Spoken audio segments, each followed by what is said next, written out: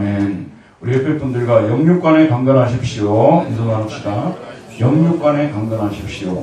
히브리어로 한 단어가 뭐겠어요? 샬롬. 네, 샬롬이 원래 영육간에 강건하라는 것이 샬롬입니다. 특별히 여름철에 저와 여러분 모두 샬롬의 은혜를 누렸으면 좋겠습니다. 인간에게는 자유의지가 있는가, 이런 논란이 아주 일찍부터 있었어요. 초대교회에서 이미 아프리카 히포에서 목회하시던 아우구스티누스 감독과 영국 사람인데 로마에 내려와가지고 로마 교회 장로를 지냈던 펠라기우스라는 이 두 사람이 인간에게는 자유의지가 있는가, 이걸 가지고 논쟁을 벌였어요. 이게 초대교회의 커다란 논쟁이었습니다. 그런데 그 논쟁이 또 잠시 이렇게 중단되었다가 중세에 와가지고 종교개혁을 일으켰던 마틴 루터라는 사람하고, 그 다음에 인문주의의 태구라고 말할 수 있는 에라스무스하고 세기의 논쟁을 벌였어요. 말하자면 메시와 호날두 논쟁이었다니까요. 세기의 논쟁을 벌였는데 그게 자유의지 논쟁이에요. 루터는 인간의 의지는 타락한 이후로부터 노예의 의지일 뿐이다. 에라스무스는 선과 악을 선택할 자유가 우리에게 있다. 이게 논쟁을 벌였습니다. 그런데 계몽주의가 시작되고 19세기에 접어들면서 자유의지를 주장하지 않는 사람은 시대에 뒤떨어진 사람으로 여겨지게 되었습니다. 특히 인문학자들로서 세계적인 명성을 얻는 분들은 거의 대부분이 자유의지를 주장하는 것이 기본이었습니다. 선과 악을 선택할 자유가 인간에게 있다는 거예요. 인간은, 잘 들으십시오, 선한 사회를 위하여 악을 선택하지 않고 선을 선택할 수 있다고 믿었어요. 선한 사회 만들어야 되잖아요. 인간다운 사회, 자유와 평등, 박애가 이루어지는 그런 사회가 이루어지게 하려면 인간이 악을 선택 안 하면 되는 거예요. 선을 선택하면 되는 것입니다. 이런 생각을 가졌던 것이죠. 그런데 그 이후에 적어도 200년이 넘는 역사를 돌이켜볼 때 인간이 선한 쪽을 많이 선택했어요? 악한 쪽을 많이 선택했어요? 딱딱하게 싸우는 거 아니에요. 그래서 그 유명한 제1차 세계대전, 그 다음 제2차 세계대전, 뭐 전부터 전쟁, 중간중간 전쟁, 수도 없이 많은 사람이 죽었습니다. 근데 요즘 와가지고요, 인문학자들 사이에 반성이 일어나고 있어요. 과연 자기네들이 이 계몽주의의 그 모토로 내세웠던 대로 인간이 세계의 주인이고 인간이 선악을 선택할 수 있고 악은 없애고 선은 장려하고 그러면 유토피아가 도래할 것이라고 했는데, 역사를 한번 이제 인문학자들이 이렇게 되돌려서 살펴보기 시작했습니다. 제가 이번 주에 읽은 책 중에 여러분도 혹시 읽어보신 분들이 계실 것입니다. 좌파 진보 지식인으로 알려진 유시민 씨가 쓴 문과남자의 과학공부라는 책입니다. 문과남자의 과학공부. 이 사람은 베스트셀러가 되게 끊고 책을 써요. 배가 아파 죽겠어요. 나는 이 책을 못 쓰니까. 이 문과남자의 과학공부. 이게 흥미를 끌잖아요. 이 책에서 작가는 인문학이 좀 더 신뢰를 얻으려면 최근에 유행하는 뇌과학을 비롯한 과학의 재반 성과를 무시하지 말아야 한다는 점을 강조하고 있습니다. 과학이 발견한 사실에 근거하여 인문학을 세울 때 실제적으로 인간에게 도움이 되는 인문학이 될 수 있다는 것이 이분의 주장입니다. 그런데 이분의 책 중에서 자유의지를 언급하는 부분이 있어요. 제가 유심히 두세 번 읽어봤어요. 자유의지를 이분이 언급하고 있더라고요. 근데 여러분이 유시민 씨 한번 떠올려 보십시오. 얼마나 자아가 강한 분이고 자기 의견이 얼마나 강한 분입니까? 그것이 맞든 틀리든 진짜 주체적 인간, 어떻게 보면 근대적 어떤 사고를 가진 주체적 인간을 보여주는 사람이라고 볼 수 있지 않습니까? 그분이 자유의지에 대해서 한 얘기예요. 이분이 자유의지에 대해서 한 얘기입니다. 뇌에 깃든 우리의 자아는 단단하지 않다. 쉼없이 흔들리고 부서지고 비틀리는 가운데 스스로를 교정하고 보강하면서 시간의 흐름을 견딘다. 자유의지는 그런 자아를 지닌 것이다. 자아가 불안정한데 자유의지가 어찌 강구하겠는가? 자아가 불안정한데 자유의지가 어찌 강하고 견고하겠냐 그런 말이에요. 모든 전향을, 이 전향은 바꾸는 거 아니에요? 자유의지에 따른 선택으로 본다면 자아를 과대평가하는 것이다. 자아는 자유의지에 따른 선택보다는 뇌의 물리적 변화나 호르몬 분비의 불균형 때문에 달라질 가능성이 더 높다. 인문학보다는 뇌과학과 신경생리학이 전향이라는 행위를 더 잘 설명할 수 있다는 것이다. 갑자기 어떤 사람이 이쪽 길로 가다가 갑자기 이쪽 길로 전향을 해버리는 거예요. 이걸 어떻게 설명하겠냐면, 자기 우리 근대사에도 근현대사에도 이런 분들이 많았다는 거죠. 예를 들어서 김지아 씨 같은 경우. 이런 거 어떻게 설명해야 되느냐? 결국은 뇌의 호르몬 때문에 그분이 그런 결정을 했다. 이렇게 지금 설명을 하고 있는 것이죠. 다시 강조한다. 우리의 자아는 단단하지 않다. 지진으로 흔들리는 땅 위에서 해일과 폭풍우를 맞으며 서 있다. 지진으로 흔들리는 땅 위에서 해일과 폭풍우를 맞으며 서 있는 게 자아라는 거예요. 흔들리고 부서지고 퇴락해 사라질 운명이다. 자유의지는 그런 곳에 기거한다. 있다고 말하기엔 약하고 없다고 하기엔 귀하다. 그래서 나는 자유의지라는 것이 있다고도 없다고도 확언하지 못하겠다. 뇌과학을 조금 알고 나니 나를 포함해 어떤 인간도 무한 신뢰하거나 무한 불신하지 않게 되었다. 여기서 이분이 기독교인으로 그러면 전향을 했느냐? 전혀 아니에요. 여러분 이분 책을 읽으면요, 뼛속까지 이분은 다윈주의자라고 자기는 뼛속까지 다윈주의자라고 얘기를 해요. 자기는 영생도 안 믿는데요. 자기는 하나님도 안 믿는데요. 자기는 천국도 지옥도 안 믿는데요. 찰짝에 소위 말해서 자유의지로 살아온 사람이, 자유의지를 신뢰하고 살아온 사람이 이런 고백을 하고 있으니, 자, 여러분 주목해 볼 필요가 있다는 말씀입니다. 근데 이분이 이제 이런 문제를 가지고 좀 형이사학적인 문제를 가지고 씨름을 하는데, 이런 게 해결이 돼야 지금 현재 우리가 세우고 있는 인문학도 설 수 있다고 보는 건데, 그게 뭐냐면 이 세상은 누가 지었는가?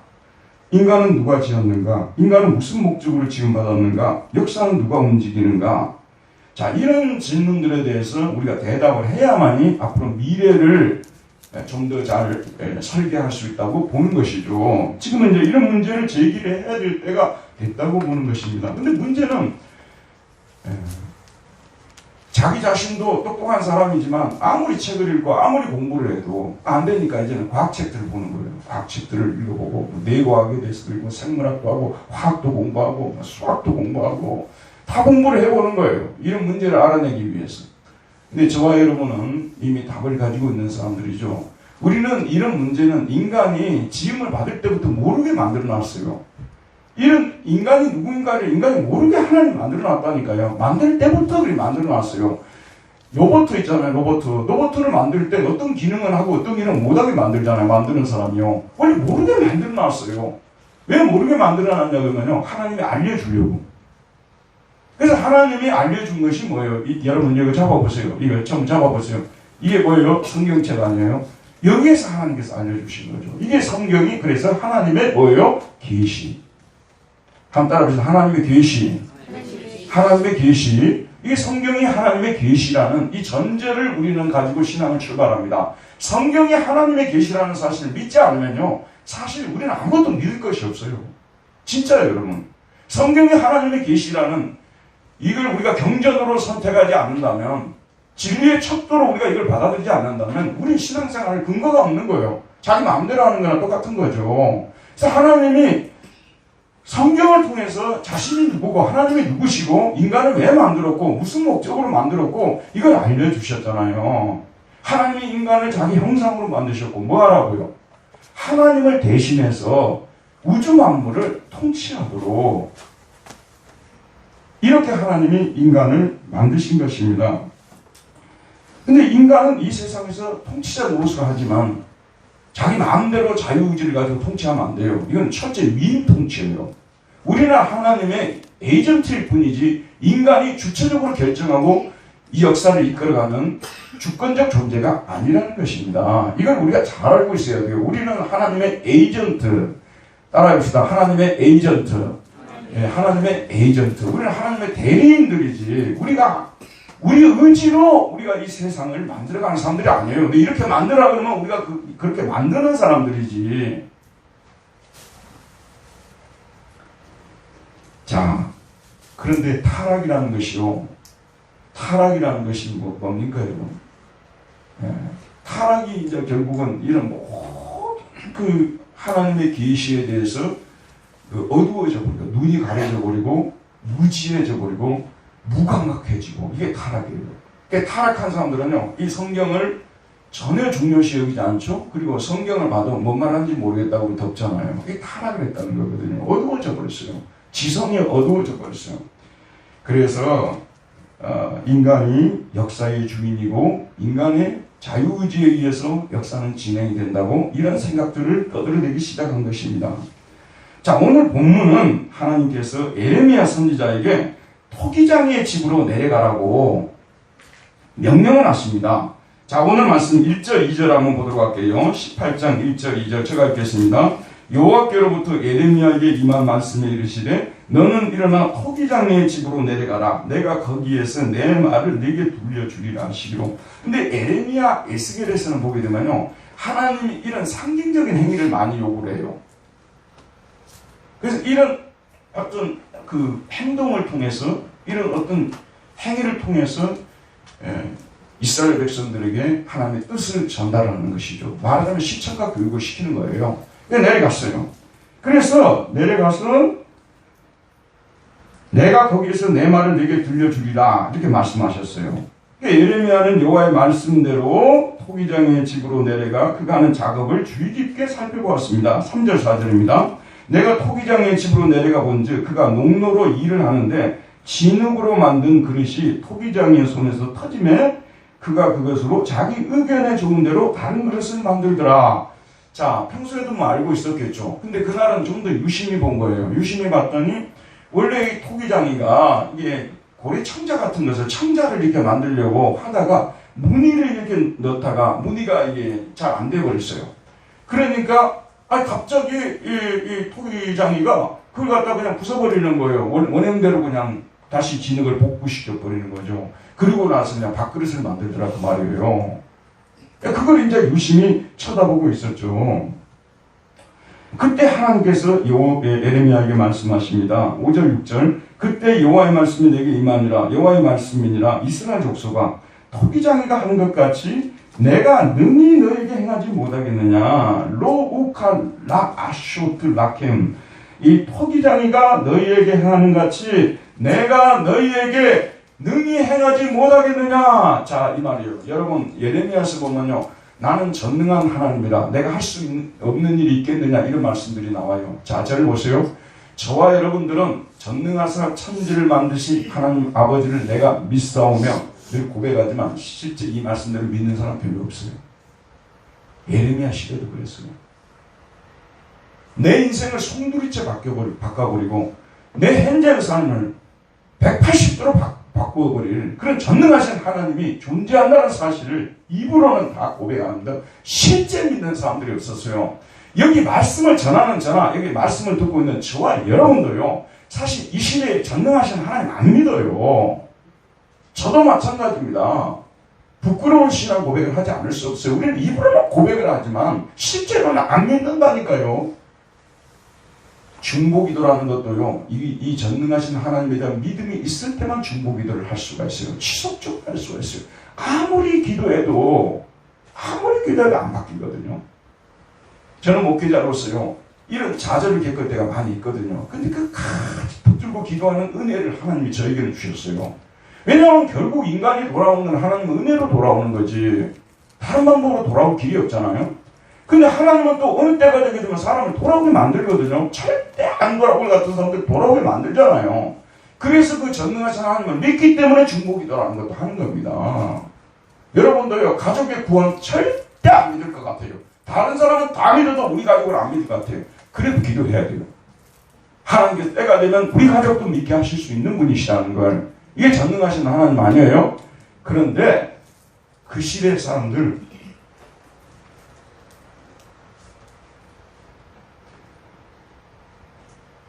토기장에는 그렇게 할 수 있을지 모르지만 하나님은 그렇게 할 수 없다고 이 사람들은 믿고 있었던 사람들이에요. 이스라엘 족속아 진흙이 토기장의 손에 있음 같이 너희가 내 손에 있느니라. 그래봤자 내 손에 있느니라. 그래봤자 내가 어디 가겠어? 내 손바닥 안에 있어. 우리가 이런 말 쓰잖아요. 그래봤자 내가 어디 가겠어? 내 손바닥 안에 있느니라 이러거든요. 초등학교 다니거나 또는 뭐 6살, 7살 먹는 애들이 머리를 많이 써가지고 연구를 해가지고 별짓을 다 해도 엄마 아빠 손에 있어요. 금방 찾아오잖아요. 근데 피조물인 우리 인간이 왜 그런 걸 고백 못하냐 그 말이에요. 근데 우리 인간이 그렇게 교만해요. 그렇게 악해요. 그래서 창조주 하나님이 존재한다는 걸 분명히 알면서도요. 내가 당신 놀이개입니까? 당신이 왜 내 인생에 관여해서 내 마음대로 하고 싶은 인생을 당신 마음대로 끌고 가려고 합니까? 이런 존재들이라는 것이죠. 예레미야 시대 사람들이 이랬다는 것입니다. 이스라엘 족속아 진흙이 토기장의 손에 있음 같이 너희가 내 손에 있느니라. 여러분 하나님의 손을 못 벗어납니다. 이럴 때는 아멘 하셔야 됩니다. 절대 하나님의 손을 못 벗어나요. 여러분 때로는 교회 안 다니려고 생각했을 거예요. 하나님이 여기 데려다 놓는 거예요. 하나님의 손을 못 벗어난다니까요. 우리가 오늘 제가 시작하면서 오프닝 하면서 시편 읽어드렸잖아요. 하늘에 가서도 거기 계시고 땅에 있어도 거기 계시고 바다 물속에 있어도 거기 계시는 하나님이시라는 거죠. 하나님의 손 안에 있어요. 민족의 흥망성쇠요. 이것도 인간의 자유의지에 달려있잖아요. 하나님의 자유의지에 달려 있습니다. 7절에서 10절에 보면 내가 어느 민족이나 국가를 뽑거나 부수거나 멸하려 할 때에 만일 내가 말한 그 민족이 그 악에서 돌이키면 내가 그에게 내리기로 생각하였던 재앙에 대하여 뜻을 돌이키겠고 내가 어느 민족이나 국가를 건설하거나 심으려 할 때에 만일 그들이 나보기에 악을 행하여 내 목소리를 청종하지 아니하면 내가 그에게 유익하리라고 한 복에 대하여 뜻을 돌이키시리라. 자, 이 말씀 좀 주목해 볼 필요가 있습니다. 하나님께서 어느 민족을 멸하겠다고 결심을 하십니다. 그런데 그 민족이 회개하고 그의 악에서 돌이킵니다. 그러면 하나님께서 내리겠다고 계획하시던 재앙에서 돌이키겠다는 말씀이거든요. 근데 어떤 사람에게 복을 내리겠다고 어느 민족에 복을 내리겠다고 결심했어요. 근데 안 받겠다고 이랬단 말이에요. 그럼 하나님께서 그에게 재앙을 내리겠다 이렇게 말씀을 하십니다. 자, 이 말씀을 보면 두 가지 중요한 포인트를 잡아낼 수가 있는데요. 첫째는 민족의 흥망성쇠는 하나님께서 결정하신다는 게 이게 매우 중요한 신앙 고백이 되어야 됩니다. 여러분 민족의 흥망성쇠, 개인의 흥망성쇠 하나님이 결정한다는 것이 오늘 우리 근대적 현대적 사고에는 정말로 반하는 사고입니다만 이것이 성경이 줄곧 줄기차게 주장하고 있는 진리인 것입니다. 역사의 흥망성쇠는 하나님께서 결정하신다. 그거예요.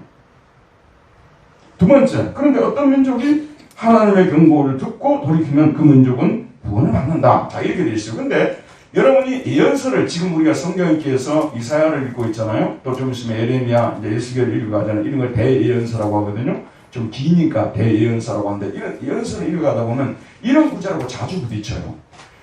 내가 이러이러한 계획을 세워놓았는데 너희들이 만약에 돌이키면 구원을 받을 것이다. 이런 말씀이 나와요. 그래서 실제로 니느웨 성 사람들처럼 돌이켜서 구원을 받는 경우들도 나와요. 가끔. 대부분의 경우를 보게 되면 원한대로 다 돼요.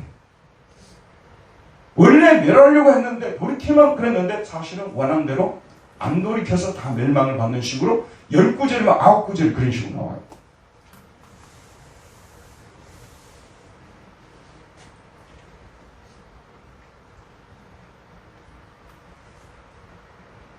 성경은 이런 식으로 쓰여지는 부분이 여러 곳에서 나오는데 그래서 이런 구절을 얼른 보면 결국 심판과 복이 인간의 자유의지에 달려있는 것처럼 말하고 있는 것처럼 보입니다.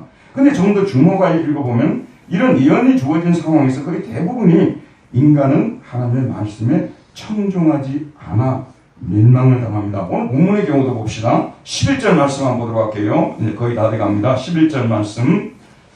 자, 함께 읽어봅시다. 시작. 그러므로 이제 너는 유다 사람들과 예루살렘 주민들에게 말하여 이르기를 여호와의 말씀에 보라 내가 너희에게 재앙을 내리며 계책을 세워 너희를 치려하노니 너희는 각기 악한 길에서 돌이키며 너희의 길과 행위를 아름답게 하라 하셨다 하라 그랬잖아요. 그러면 이 말씀을 하나님 하시기 전에 사실은 얘들은 안 되겠다, 얘들은 멸망을 시켜야 되겠다고 하나님 결심을 했어요. 결심을 굳혀놓고 마지막으로 그들에게 기회를 주시는 것처럼 말씀하고 계시는 거예요. 회개하지 않을 것을 아시면서도 마지막 기회를 주시는 것처럼 말씀하고 있어요. 왜 이런 식으로 하나님이 행동하는지 모르겠다고 항변할 수 있겠습니다만요. 여러분의 행동도 한번 생각해 보세요.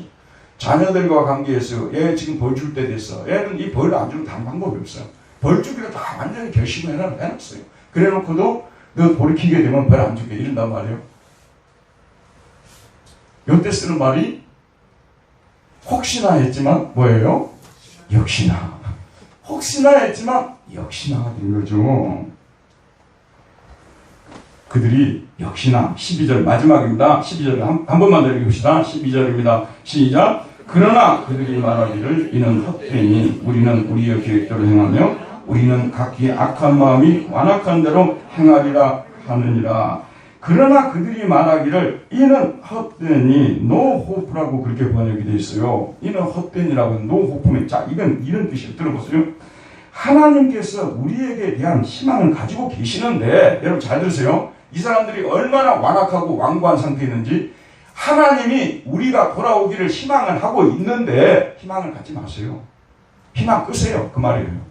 그래 이게 이제 왜 이게 제대로 해석이 안 되냐면 키라는 히브리어 접속사 왜냐하면 이게 있는데 우리말에 빠져버렸어요. because가 있어요. 왜냐하면이 들어있어요. 왜냐하면 우리는 우리의 계획대로 행하며 우리는 각기 악한 마음이 완악한 대로 행할 것이기 때문입니다. 그 말이에요. 저희들에 대해서 뭐 희망을 갖고 뭐 돌아오라는 그런 말씀 하시는데요. 그런 말씀하시면서 혹시 희망을 가질까 봐서 제가 말씀을 드리는데 희망 갖지 마세요. 우리는 우리가 본래 세웠던 계획대로 우리가 가던 길로 가겠습니다. 그러니 희망을 가질 필요가 없다 그 말이에요. 하나님에게는 희망이 없다 그런 말씀이에요. 예, 혹시나 했지만 역시나 자신들의 계획을 밀고 나간 것입니다. 멸망은요, 제가 늘 말씀드립니다만 하나님께서는 멸망을 즐겨 하시는 분이 아니십니다. 멸망시키는 것을 즐겨 하시는 분이 아니시라 살리시는 것을 즐겨 하시는 분이시거든요. 근데 진짜 멸망을 받아야만 살아날 때가 있어요. 매를 맞아야만 정신을 차려야 될 때가 있잖아요. 마찬가지입니다. 이스라엘이 지금 그런 때예요. 여러분 에레미야를 여러 선지자들 중에서 별명을 지어줬는데 눈물의 선지자라는 그런 별명을 지어줬어요. 왜냐하면 에레미야가 탄식한다, 내가 눈물을 흘리노니 뭐 생기를 저주하고 막 이런 말씀들이 많이 나오거든요. 이사야나 또는 에스겔이나 이런 선지자에 비해서 에레미야는 눈물이 많았어요. 눈물을 많이 흘렸어요. 왜 눈물을 흘린 줄 아십니까? 부모가요 자녀들 훈계할 때 웬만해서는 눈물을 안 흘립니다. 여러분 막 부모가 막 자녀들한테 훈계할 때마다 눈물을 흘립니까? 눈물샘이 많으신 분들, 이분들은 눈물을 흘리는 은사가 있으신 분들은 그렇게 하겠지만 매번 그렇게 할 수가 없어요. 근데 진짜 자녀들을 바라보고 눈물이 날 때가 있어요. 어떤 때가 있어요. 내가 아무리 고치려고 노력해도 안 되겠다, 안 될 것 같다 할 때 그냥 혼자서 그냥 고통스러워서 눈물을 흘리는 아이가 있어요. 에레미야가 이스라엘 백성들 지금 에레미야 당시에 이스라엘은요 지금 현재 아시리아가 곧 쳐내려와요. 바빌로니아가 곧 쳐내려온다니까요. 바빌로니아가. 근데 지금 쳐내려오는데 이 사람들은 경고를 해도 꼼짝도 안 해요. 이 도성이 예루살렘이 어떤 도시인데 멸망하겠냐고. 이 도시를 누가 건설했는데 우리 조상들이 다 여기서 살았는데 꼼짝도 안 합니다. 에레미야가 그냥 차라리 눈물을 터뜨리고 말죠.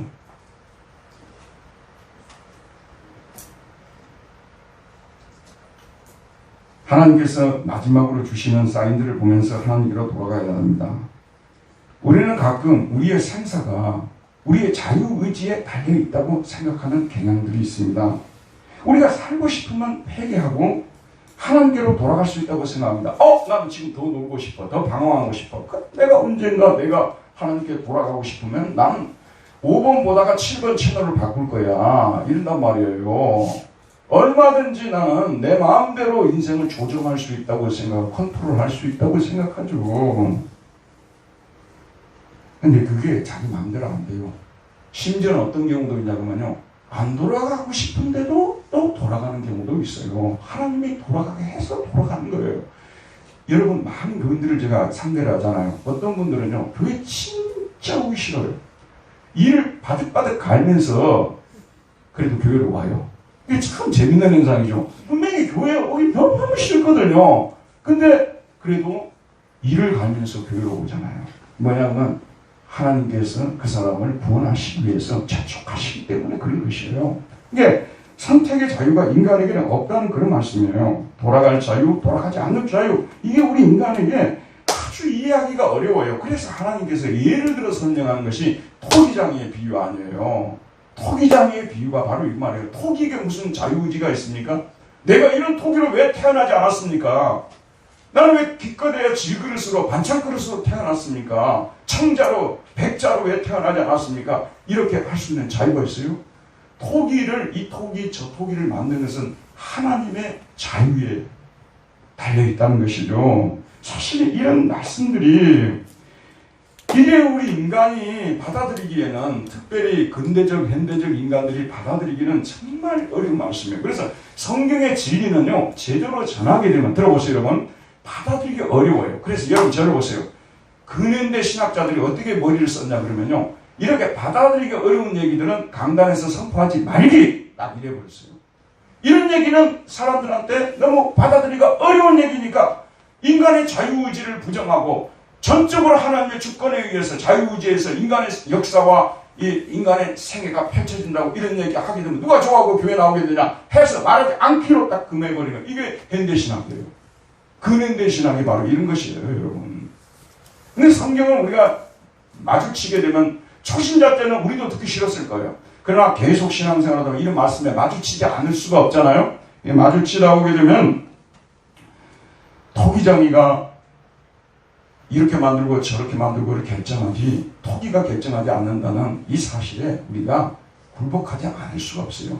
그래서 구원받은 사람들은요, 정말 저 사람이 구원받을 것 같은데 왜 내가 구원받을까, 받았을까, 신기하고 또 신기합니다.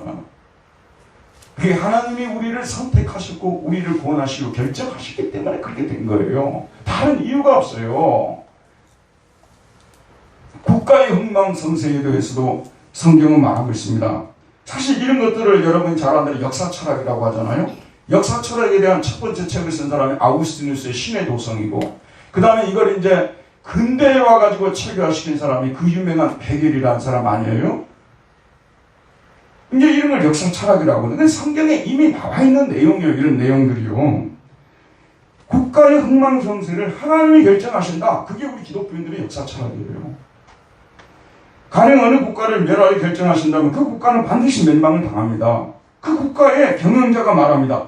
나는 절대 멸해질 수가 없다. 나는 나의 자유의지로서 영원히 살아남을 것이다. 로마 황제가 이랬다 그 말이에요. 이렇게 큰 소리 쳐도 하나님께서 로마를 멸하시라고 결정을 하셨기 때문에 로마가 멸망을 당한 것이라는 그런 말씀입니다.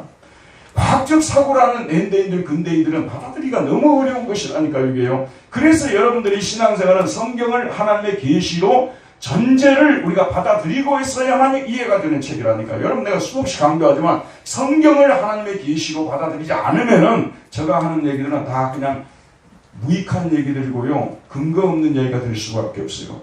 제가 근거로 내세우는 것은 성경이에요, 성경. 성경에서는 분명히 국가를 경영하는, 민족들을 경영하시는 경영자가 하나님이시라는 것을 분명히 말씀하고 있습니다. 역사를 어떤 계급 투쟁으로 설명을 하는 방식도 있고 여러 가지 역사를 설명하는 방법이 있지만, 성경에서는 하나님이 역사를 주관하시고 경영하시고 계획을 세우시고 하나님 뜻대로 행하신다는 것이 성경이 말하는 역사 철학인 것입니다. 이사야 14장 24절에서 27절을 보면 여기에 대해서 분명히 나오고 있습니다.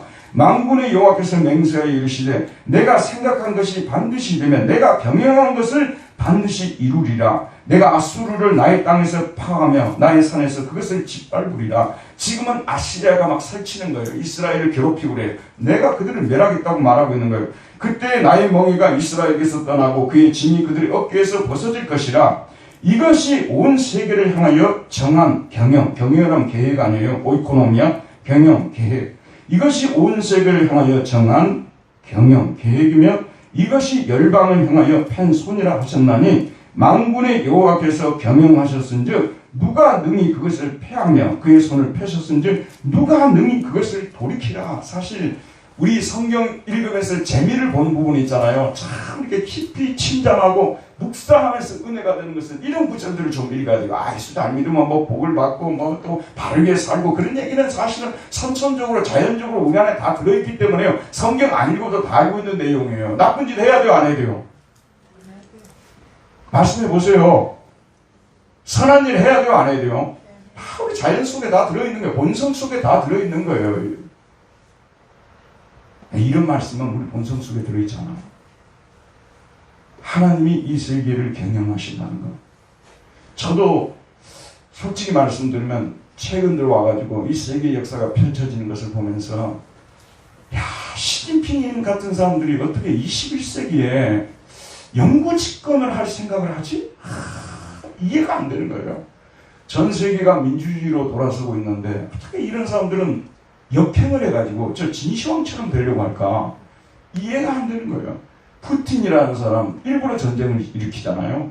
그래가지고 자기 권력을 영구화시키려고 하고 이런 사람들 역사의 주인은 누구일까? 누가 역사를 경영하는가? 진짜 좌절이 될 때가 있어요. 저 우크라이나하고 러시아 전쟁도 좀 빨리 끝났으면 좋겠는데 끝나지 않고 전쟁을 일으킨 그 사람들은 여전히 살아있고 막 이런 걸 보게 되면 그러나 우리는 이 혼돈 시대에 그래서 역사 철학이 중요한 거예요. 여러분 저를 좀 보시기 바랍니다. 저는 이 분야에 좀 공부를 한 사람이기 때문에 기독교 역사에 있어서 가장 고전적인 역사책은 신의 도성이라는 책이에요. 키비타스 데이라고 하나님의 도성, 하나님의 도시라는 책인데 이게 언제 어거스틴이 썼냐면요. 410년에 알라릭이 들어와가지고 로마를 점령을 해버렸어요. 그래서 로마가 멸망하게 된 것이 이교도 철학자들이 지식인들이 나왔고 모두가 기독교를 받아들였기 때문에 로마가 조상들이 섬겨왔던 신들을 다 버려버리고 기독교를 받아들였기 때문에 로마에 이런 재앙이 닥쳤다. 여기에 대해서 어거스틴이 거의 30년을 연구를 해가지고 신의 도성이라는 책을 썼어요. 기독교를 받아들이기 전에서 너희들이 섬기던 그 우상을 섬기던 때도 로마는 재앙을 수없이 많이 당했다. 그 어거스틴의 그 논리예요. 그래서 너희들이 도리어 기독교를 떠났기 때문에 로마의 재앙이 닥치게 됐다. 이게 이제 어거스틴의 논리인데 항상 역사 철학이라는 것은요. 자 여러분 경제에도 우리가 미시경제가 있고 거시경제가 있잖아요. 우리 집 장바구니 이것만 생각하면 미시경제잖아요. 재정정책, 금융정책 이런 걸 생각하면 거시경제라고 하잖아요. 우리는 기독교인으로서 때로는 내 문제 가지고 기도하고 내 문제만 매달리게 될 때가 있어요. 그러나 어떤 때는 전 세계를 하나님이 어떻게 경영하시고 이런 역사 철학을 공부할 필요가 있어요. 그래서 우리 기독교인들은 책도 좀 읽어야 돼요. 사실 우리 교인들이 책을 별로 안 읽어요. 그러나 어거스틴의 신의 도성과 존 버년의 철로역장 같은 고전들을 기독교 고전들은 읽을 필요가 있어요. 그래야만 우리 신앙이 좀 더 무장이 될 수가 있는 거예요. 두껍기는 하지만 제가 책 읽는 분들한테 항상 건면하는 거 있어요. 모르는 부분은 그냥 넘어가라고. 아는 부분만 읽어도 그 본전을 뽑아요. 챕터들을 보게 되면 10챕터가 있잖아요. 한 챕터만 읽어도 본전을 뽑는다니까요. 다 이해할 수 없어요. 다 이해하겠어요? 제가 이번에 유시민 씨의 책을 읽어보니까 수학에 대해서 논하는데 처음부터 끝까지 자기는 이 사람들은 별종들이고 신계에 속한 사람이기 때문에 이 사람들 하는 얘기를 나는 아무것도 모르겠다는 얘기를 하면서 계속 쓰는 거예요. 그럼 내가 아무것도 모르는데 뭐하러 쓰고 내가 속으로 그 생각이 들더라고요. 아는 부분만 읽으면 되는 거예요. 아는 부분만. 모르는 부분은 안 읽고 넘어가면 되는 거예요. 그걸 못하기 때문에 독서를 많이 못하는 것입니다. 근데 지금 현재는 우리가 독서를 좀 하고 우리의 신앙을 좀 더 심화시킬 필요가 있다는 것입니다. 그래서 이 세계의 경영자는 결국은 하나님이시고 하나님이 자신의 뜻대로 자신의 계획대로 처음에는 여러분 들어보세요. 아시리아를 일으키고 바빌로니아를 일으키고 그 다음에 헬라 제국을 일으키고 그 다음에 로마 제국을 일으키고 이런 식으로 역사는 진행되어 왔고 이게 다니엘서에 이미 나와 있는 예언이라고 말씀하고 있는 것이거든요. 자, 우리는 지금 혼돈의 시대 속에서 역사의 주인은 하나님이시라는 이 고백을 분명하게 해야 되는 것입니다. 그리고 하나님의 뜻대로 되어지도록 주기도문에서 고백했던 것처럼 주의 뜻대로 이루어지도록 우리는 매일매일 기도를 쉬지 않아야 될 줄 믿습니다. 그런데 이 하나님이 이 역사의 주관자로서 어느 민족을 폐하해야 되겠다. 이 지금 현재 이 문명이 이게 쓸모없이 되어버렸구나. 이 국가가 지금 형편없구나. 하나님께서는요, 사인을 보여주지 않고 행하는 적이 없습니다. 로마 제국은 모든 길이 로마로 통한다는 말 여러분 알고 있죠? 로마 제국이 멸망한다는 것은 누구도 믿지 않았을 것입니다. 그런데 사도 바울을 통해서 하나님께서는 로마 제국이 지금 멸망 직전에 놓여 있다는 것을 계시를 통해서 알려주실 거예요. 그 로마서 1장에 나오잖아요. 이 때문에 하나님께서 그들을 부끄러운 욕심에 내버려 두셨으니 곧 그들의 여자들도 순리대로 쓸 것을 받고 영리로 쓰며 그와 같이 남자들도 순리대로 여자 쓰기를 버리고 서로 행하여 음욕이 불릴 듯하며 남자가 남자와 더불어 부끄러운 일을 행하여 그들의 그릇 때문에 상당한 보응을 그들 자신이 받았느니라. 또한 그들이 마음에 하나님 누기를 싫어하며 하나님께서 그들을 그 상실한 마음대로 내버려 두사 합당하지 못한 일을 하게 하셨으니 그 모든 불의, 추악, 탐욕, 악의가 가득한 자요 시기, 살인, 분쟁, 사기, 악독이 가득한 자요 수근수근하는 자요 비방하는 자요 하나님께서 미워하는 자요 교만한 자요 자랑하는 자요 악을 도모하는 자요 부모를 거역하는 자요 우매한 자요 배약하는 자요 무정한 자요 무자비한 자라. 그들이 이 같은 일을 행하는 자는 사형에 해당한다고 하나님께서 정하심을 알고도 자기들만 행할 뿐 아니라 또한 그런 일을 행하는 자들을 옳다 하느니라. 독일이라는 나라에 제가 살아왔기 때문에 자주 제가 이런 말씀을 드리는데, 저희 집은 서베를린에 서부백화점이라고 유대인들이 쓰는 백화점이 있어요. 거기가 중심지거든요. 그 주위를 돌아보게 되면 호모 호텔들이 곳곳에 눈에 띄어집니다. 저도 한번 들어가 봤다니까요. 누가 호텔을 좀 구해달라 했고 갔더니 너무 이상해요. 알고 보니까 그런 호텔이었던 거죠. 독일에 대해서 기대를 많이 갖고요. 한국인들이 본받으려고 하는 나라가 독일이라는 걸 저도 알고 있거든요. 근데 거기는 지금 심각한 저는 위기라고 봐요. 우리나라는 동성애 집회하게 되면은요, 10만 명 모일까요? 거기는 100만 명 모여요. 독일 사람만 모이니까 전 세계에서요. 그 집회를 처음 본 사람은요, 뒤로 넘어져 버립니다. 경악을 금치 못합니다. 우리 기독교인들 중에서도 그건 그 성향 아니냐고 이렇게 말씀하시는 분들이 있는데, 그런 장면을 좀 보고 와서 말씀하셔야 될 것 같아요. 제가 독일이 서서히 올라갈 것이라고 저는 보고 있거든요. 좀 웃기는 얘기입니다만 이거는 진짜 유머로 제가 말씀드리는데, 지난번에 여자 축구를 했는데 독일이 세계 2위거든요. 강력한 우승 후보예요. 누가 침몰을 시켰어요? 우리 한국 여자 축구가 침몰을 시켰어요. 남자 축구도 1회전을 통과하지 못하게 막은 나라가 어디예요? 한국이 독일 꺾어갖고 무난한 거잖아요. 월드컵에서 1회전에 2번이나 탈락하는 나라가 아니에요. 평균으로 하게 되면 1등인 나라거든요. 평균으로 하면 1등인 나라예요. 최근에 들어와서 고전을 맺지 못하는데, 앙겔라 메르켈 총리가 동성애법을 통과하도록 나 모르겠다고 너희들 알아서라고 이렇게 해버린 거예요. 그때부터 시작해서 함부르크에서 남자와 남자가 동성이 결혼해가지고 사진 찍어 올리고요. 합법화 됐으니까요. 주마다 다르거든요. 그 이후로 독일은 저는 점점 깔아앉고 있다고 저는 보거든요. 로마 제국도 이걸로 인해서 망한 거예요. 하나님이 사인을 보여준 거 아니에요. 지금 우리나라도 사실 보시기 바랍니다. 우리나라도 경제적인 면에서 모든 면에서 참 잘 사는 나라는 사실이거든요. 지금 현재로만 본다면 진짜 괜찮은 나라이거든요. 근데 이제 서서히 구멍이 뚫리기 시작하잖아요. 우리나라도 뭔가 좋지 않은 징조들이 지금 나타나고 있다는 것을 여러 면에서 하나님께서 보여주고 있다고 저는 보거든요. 에베소라는 데에도 그 징조를 바울이 지적을 하거든요. 거기도 곧 멸망할 것이라고. 너는 이것을 알라. 말세에 고통하는 때가 이르러 사람들이 자기를 사랑하며 돈을 사랑하며 자랑하며 교만하며 비방하며 부모를 거역하며 감사하지 아니하며 거룩하지 아니하며 무정하며 원통함을 풀지 아니하며 모함하며 절제하지 못하며 사나우며 선한 것을 좋아하지 아니하여 조급하며 자만하며 쾌락을 사랑하기를 하나님 사랑하는 것보다 더하며 경건의 능력은 있으나 경건의 능력은 부인하니 이 같은 자들에게서 네가 돌아서라. 저뿐만 아니라요, 여기 앉아 계신 우리 성도님들은요, 정신을 바짝 차리고 살아야 될 것 같습니다. 사실 이런 못된 모습들이 TV 같은데 여과 없이 막 나오고 있는데도요, 별일이 아닌 것처럼 보고 앉아있는 우리도 많이 무디워져 버리고요. 이게요, 제약이 관영하고 있어요. 흘러 넘쳐나고 있어요. 그래서는 안 되는 것들이 당연한 것들로 지금 이제 나오고 있지 않습니까? 이런 시대 속에서 최근에 우리나라에 지금 막 일어나고 있는 이런 일들을 바라보게 될 때 저는 개인적으로 이번 상황을 보면서요, 야, 뭐 사람들마다 다 여러 가지를 생각할 수 있겠죠. 저는 개인적으로 목회자로서 이런 일들이 일어나는 데 있어서는 교회가 복음을 잘못 전했다는 그런 생각을 저 개인적으로 좀 하게 됐어요. 이게 무슨 얘기냐면, 예전에는 기복주의고 지금은 석세스 가스펠이거든요. 옷만 갈아입은 거예요. 예전에는 옛날 옷을 입었던 것이 기복주의고 새로운 이 옷을 입은 것이 석세스 가스펠이거든요. 한마디만 제가 말씀드려볼게요. 사실 오늘날 교회는요, 완전히 망한 사람은 교회 못 나옵니다. 저도 이런 얘기하는 거 불편하고요. 여러분도 듣는 거 불편할 것입니다. 완전히 망하지 않았기 때문에 교회 나온 거예요. 완전히 망하는 사람들은요, 이 사회에서 쫓아내버립니다. 사람 취급도 안 해버리는 거예요. 그러니까 그 사람들이 분노가 일어나가지고 그냥 설치고 막 하고 다니는 거예요.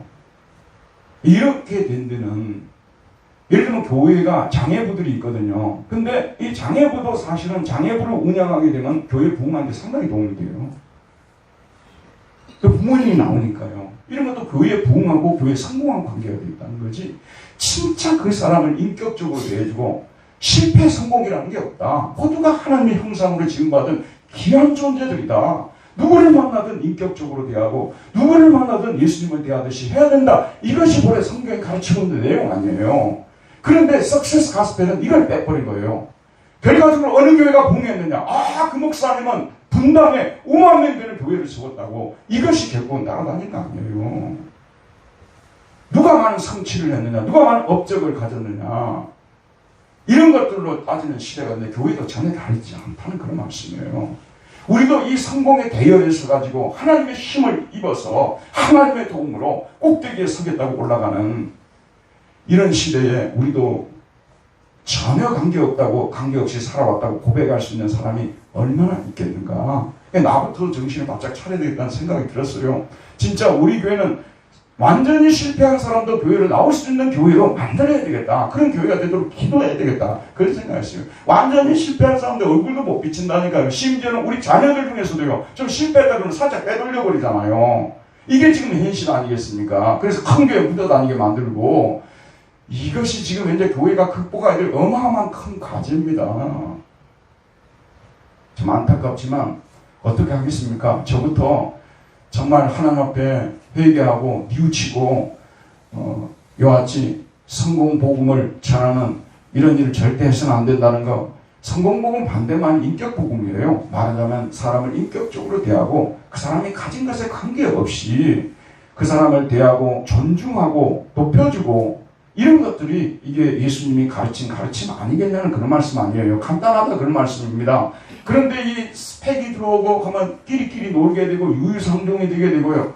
교회도 그런 사람들끼리만 모이는 교회가 되어지게 되고요. 이렇게 되어지니까 우리가 이 상황을 깰 수 있는 것은 기도밖에 없다는 것입니다. 그래서 저와 여러분도 열심히 이런 교회가 되도록 기도하고, 지금은 이런 일들이 일어나는 거 보면 사람들이 TV 보기가 겁나다 그러잖아요. 지금요. TV 보기가 겁나다고 하잖아요.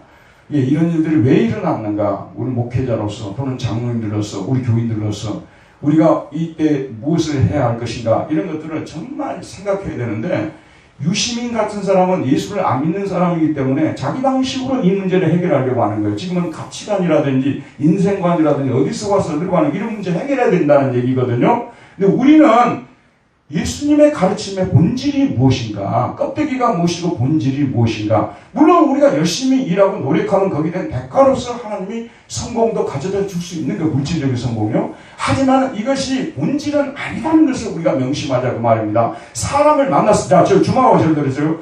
그 사람을 만나서 이야기를 했더니 그 사람은 다른 사람과 다르게 내가 이렇게 형편없는 사람이라도, 내가 이렇게 부족한 사람이고, 내가 이렇게 실패하게 보이는 사람이라도 인격적으로 나를 대해주고, 나를 맞이해주고, 존중해주고, 이것이 우리에게 있어야 된다는 거예요. 저부터 반성하는 의미에서 제가 이런 설교를 드리는 것입니다. 그래야만 하나님이 기뻐하십니다.